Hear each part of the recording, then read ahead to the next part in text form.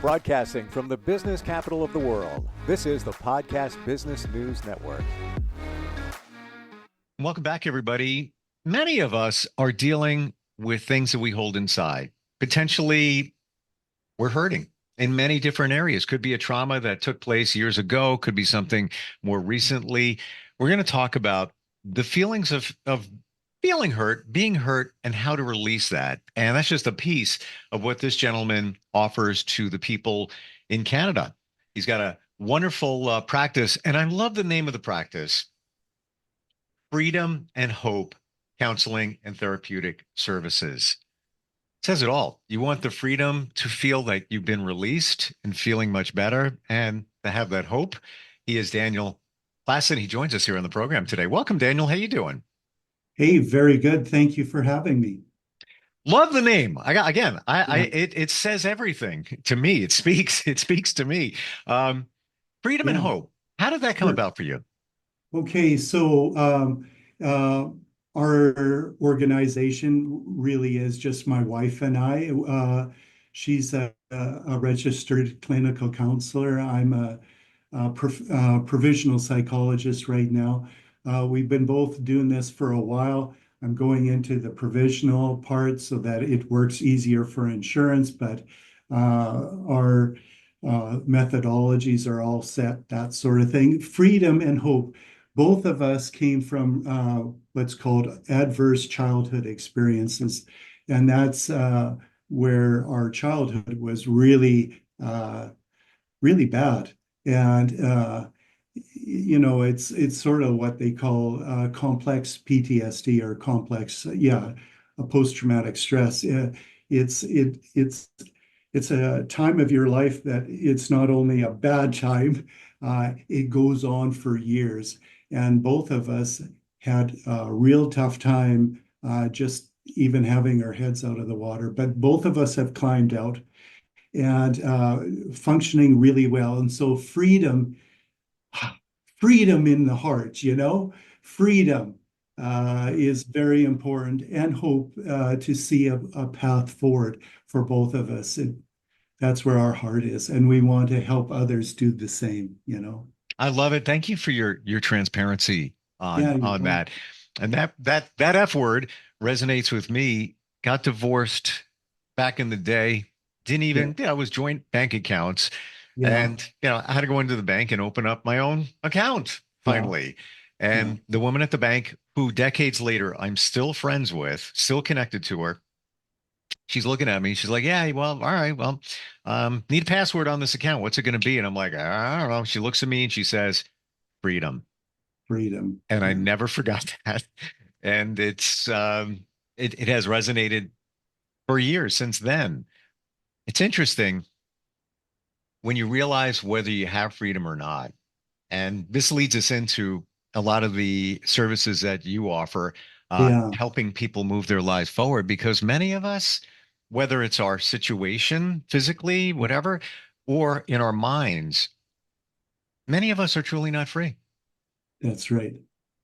There's a social freedom, that sort of thing, and we're all concerned about that. But there's an internal, sometimes a lack of freedom. We're so held in bondage, right? And to have that freedom first inside of you, so that regardless of what is happening out in the world. There was this guy in World War II, I think, and he spent some time in a concentration camp in Germany, and I've been there. That's horrible, seeing those ovens and all that. Oh my gosh, and how people were crammed together. But he was able just to have peace amongst the Mm. storm, right? And I really try to bring that to my clients. Regardless of what's happening on the outside, you can have peace. Uh, Whatever's actually happening on the inside, you can establish peace. And then everything really in life kind of opens up to you, and it becomes sort of like a superpower. I can do darn well almost anything when I have myself free. Hmm. You know, Yeah. I would go to church I'm not very religious, but yeah, I would go Sure, from time to time, sure, even in the last 5 years. I'm, we're both being transparent here. And sure. people would say, peace be with you, peace be with you, Yeah, peace be with you. yeah, And I'd say back to him, hey, peace be with you too. yeah, I didn't know what it meant. I didn't know what it meant until I realized, oh my gosh, I don't have peace. That's yeah. what's missing. There's a certain something there, but how do you get that peace? Is it figuring out what went on in your life when you were younger that kind of like we talk about the PTSD situation? Well, a huge amount of life. Uh, you're based out, you spring out of your childhood, just sort of like a tree kind of Mm, growing. And if the soil that you were raised in is problematic, you're going to have some issues. And if you have some things in your environment, like say an overhang on a building, you'll kind of like try to go towards the sun. And so the start of your life is the foundation, and if that is problematic, it it will cause issues right away. So, like you shoot off a cannon or an airplane, and it's 1 degree off. The trajectory will start to turn, and then in a person's life you can actually really go kind of swirly as it kind of goes around. And unless you actually sort of do what I'm going to be telling you today, is possible. It absolutely is possible. You can have freedom and you can have hope. You can have a future. You can have a vision. And not only just you, but those around you. They notice the change and then they want the same thing. So I'm sorry, I should be getting to what we're supposed to be talking yeah, about, but but it's I have to tell you, Daniel, I've talked about this before. I've never heard it described like the soil. There's an issue with the soil and yeah. how when as a child, you're growing up, if there's a building in the way, or, just as a metaphor, an example, you'll bend around it, but it's still problematic. I love it. I've never Okay, heard it well, here's described that way. another one. Here's another one. So, growing up, I had to mow lawns, right? And you use some gasoline and you spill some gasoline on the grass or or a plant. The next day you see it and it's all shriveled up and it's all so deformed because of what came on that uh, living thing. There is a way to remove that off so that you can actually become unshriveled, but you end up shriveling up and you kind of go into a corkscrew sometimes, and then there's not very nice at the other end. But you can stop that, and it is actually in relationship to another who actually knows kind of what they're doing. So I wonder if you can let me just kind of describe to everybody what the internal mindscape structure is of a person, how I describe it, how my wife and we work, how hurt occurs, and how hurt can be released. I'm listening with all ears. I really am. You have a wonderful way of explaining things. You really do. Well, thank you. Um, it was born out of a lot of pain and a lot of suffering and a lot of figuring out and a lot of um, I don't know, maybe miracles in my life. I don't know. So, but I appreciate it. Thank you. And thank you for saying that. So please, Okay, yes, so let's look at everything what, here, including hurt, eradicating hurt in our lives. excellent. So I just want to put out there first that I don't believe any of the conceptualizations that I'll be offering during this segment can be proven, but I've found them to be very useful. I would like to assert first that any concepts that are uniquely mine that I will put forth today, I claim full ownership over, and I wish for those who want to use any of my concepts, let me know first, and we can kind of, put our minds together and Right. make this happen.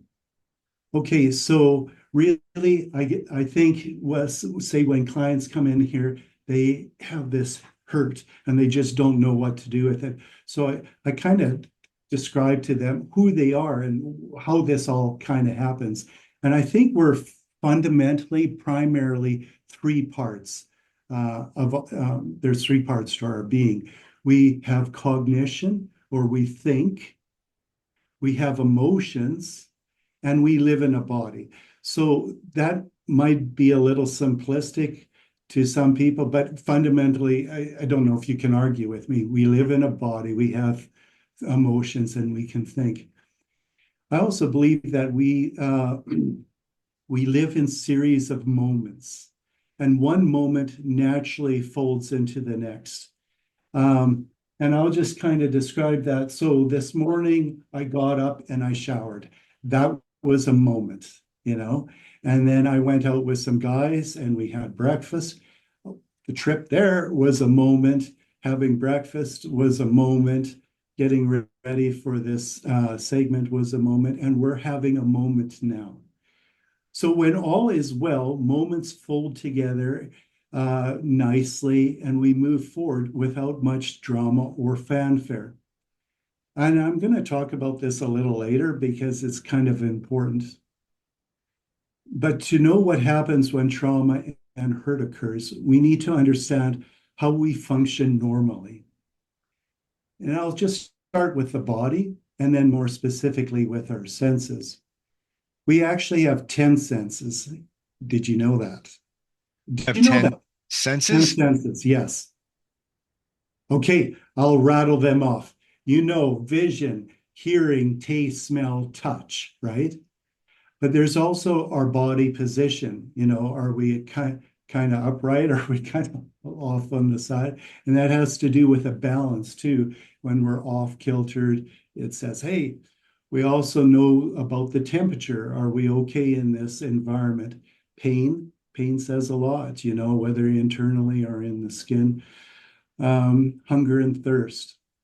Now, these senses allow us to place ourselves in our environment and hopefully be secure in that and give us a way to move forward in life. Entering the mind, now I'm going to talk about my paradigm as to how things kind of go on. Entering the mind, these sensations interact with memory, our cognitive abilities, our emotions, all of which create some form of behavior like, oh, there's a nice car. Oh, I'm going to go and take a look at it or something, you know. We engage with our world through these senses, and they are our outwardly meters that help us find our place in the world. An example of this working is a person who may be in the dark and hears a noise that frightens them, and they don't know what it is. And the fear in them tells them to flee, so they run for safety. In this situation, the most powerful force here were the emotions, but specifically negative emotions. Now, how our body responds to negative emotions. Under prolonged stress, I get canker sores in my mouth.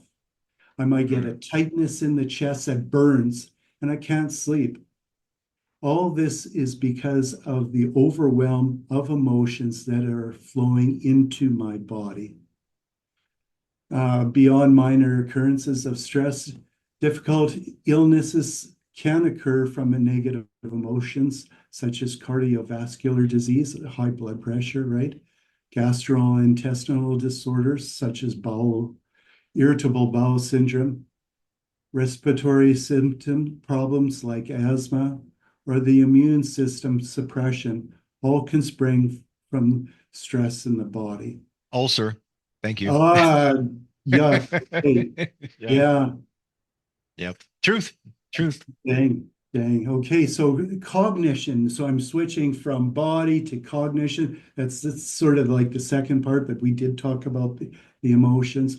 Cognition is great for working through problems in your natural environment, but situations where emotions themselves are the problem approaching emotions from a rational standpoint, I believe is pointless, actually, which, you know, I think that might rub people the wrong way. Cognitive behavioral therapy is currently a gold standard in treating psychological dilemmas, but when it is used in regard to trauma, I find it simply unable to deal with it. If emotions are not engaged as they demand to be, therapy will fail. So I'll just put a pause on that. What do you think about that statement? Repeat it again. I want to make sure I process it right. Okay, if emotions are not engaged with as they demand, therapy will fail. Okay, so I got a client here and she's crying or he's crying about. It doesn't matter really whether you're a male or female or whatever. Uh, um, what's going on the inside? It demands to be met, you know. And so they're crying, and I'm like, "Oh dear, don't you know that you're safe? You know, you've had happier times. Just put it away and let it go, you know." Uh, they'll say no, you know, they'll be mad or they'll try to fight. You actually have to meet the emotions head on and speak their language, so to speak. And what comes out will be so much truth. What I say is that very often emotions are in 4K and the intellect just can't really handle uh, the quality of information coming through the emotions. And so they falter and they're unable to speak to that high of level. So basically, I actually use a person's thinking ability just to describe what is going on. And then we kind of work it out. And then emotions actually have their voice. And it's like when the emotions recognize that you recognize them and I value that. It's like all of a sudden the atmosphere changes and they zone in on you, almost like, who are you and where did you come from? You're listening to me. And then we kind of work out what's kind of going on. But what's usually going on is a trauma. So let me describe to you my perspective of what a trauma is.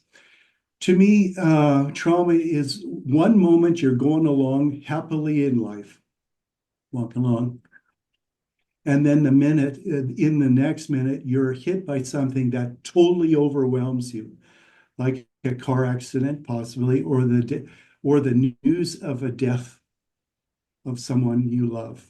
We are slammed, we are punted off the course of where we were going. Remember, I talked to you about trajectory? And trauma slaps you and poof, you're off. And the person that we were was actually kind of knocked out of us. And that's kind of a weird thing. But we can look at ourselves in the mirror after one of these occurrences. And while we look like ourselves, we don't feel like the people we were. We are now false selves of what we used to be. And this is fundamentally what dissociation is. That's another ballpark here, but I deal very much with dissociation. And actually, dissociation goes on a continuum from daydreaming to different personalities coming out, if to say. Eh? Is that to say that when that emotion is coming up, let's say somebody's just thinking and then they're just feeling it and it's overwhelming them, they disassociate, just daydream Absolutely. to get away from it. Absolutely. Mm. Absolutely. And you kind of become this other person for a moment, and somebody, you might get snapped back in and you can come back in. But in that going off, you can sometimes be in pain, and it's this internal thing. And so, yeah, actually, what I do is I go and seek the person who is in pain and pull them out of that pain. But let's get to that a little bit. Negative emotion and trauma is a burdening of the being, okay? Um, However, contrary to this, I believe we can all have benign or positive emotion. We can have all that we want. They do not cause trouble. Like positive emotions don't cause trouble. No one says peace, patience, kindness, and goodness. Stop doing that. No one says that. No one, right? Happiness and joy uplift, but negative emotions slow us. And trauma disrupts, debilitates, and ultimately works to destroy us. Mm. Um, Now, I do a lot of metaphors here to kind of to get into things. Uh, Now, kind of how we process information. So I believe our senses feed us information into the mind. And the first part of our mind is like a net that envelops incoming stimulus. Once caught, the stimulus information is channeled forward where the memory adds in previous experiences, and cognitive abilities begin to process the input. Emotions chirp in, and the intellect decides what to do. And that often involves behavior in the body, such as movement or locomotion.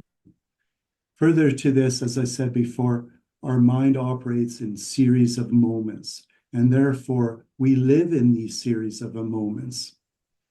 Uh, and when all is well, one folds nicely into the next, moving seamlessly like a train going down the track, clickety clack, clickety clack. And right now, we're kind of flowing, me and you, and everything's all good. But when the mind is off with the negative emotions, I don't believe the mind is naturally actually set up for negative emotions.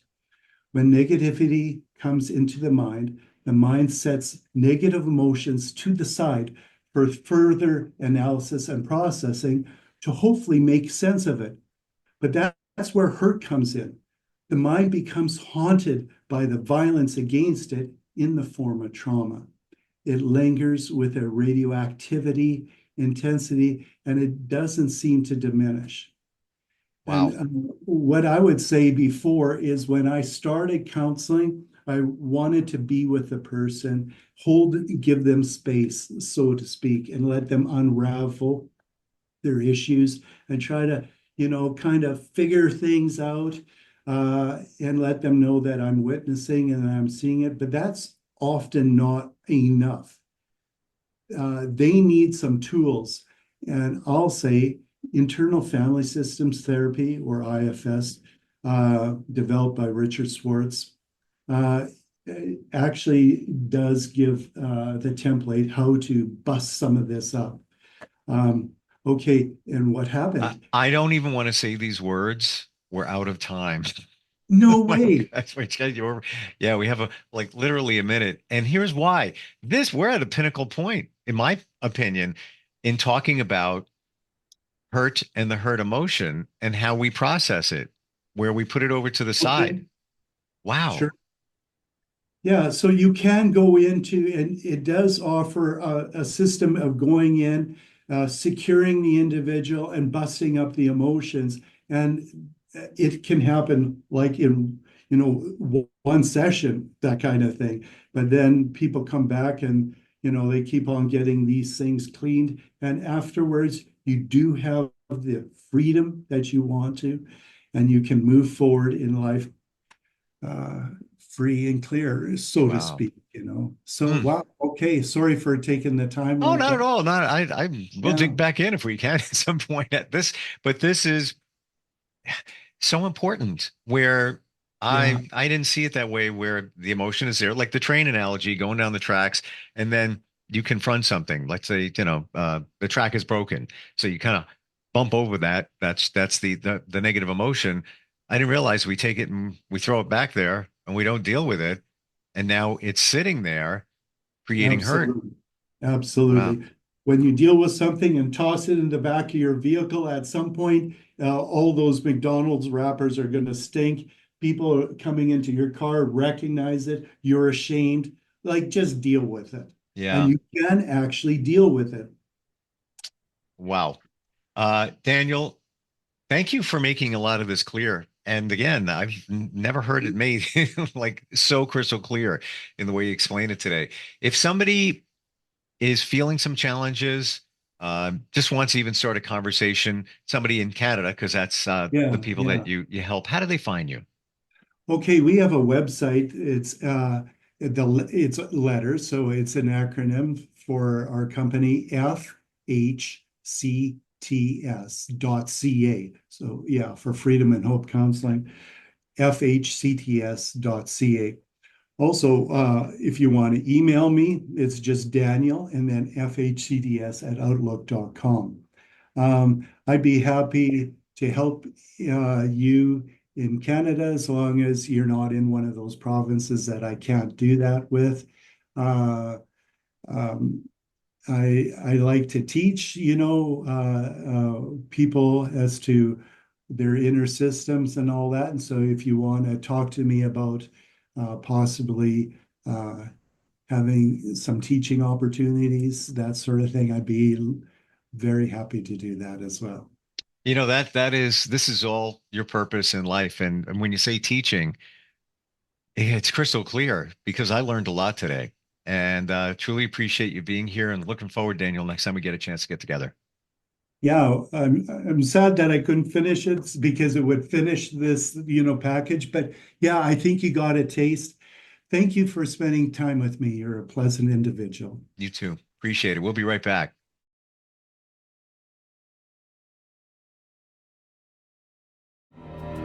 For nearly 2,000 severely injured veterans, everyday life has become filled with barriers.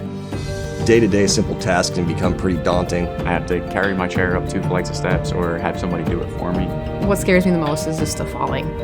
When I'm struggling with my house, I think, to have that one great barrier just knocked down, it's crucial.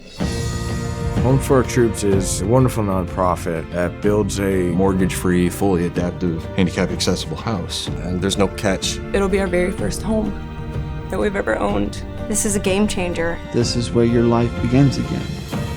We need you to join us in completing this important mission. Please visit hfotusa.org and help build homes and rebuild lives. Because of you, everything's going to be okay.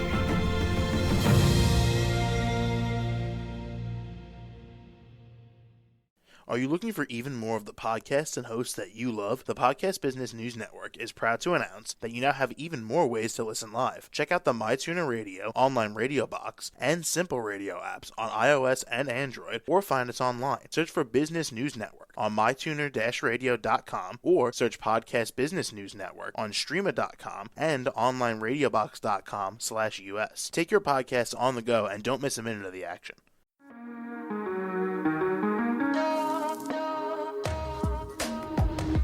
Broadcasting from the business capital of the world, this is the Podcast Business News Network. For nearly 2,000 severely injured veterans, everyday life has become filled with barriers. Day-to-day simple tasks can become pretty daunting. I have to carry my chair up 2 flights of steps or have somebody do it for me. What scares me the most is just the falling.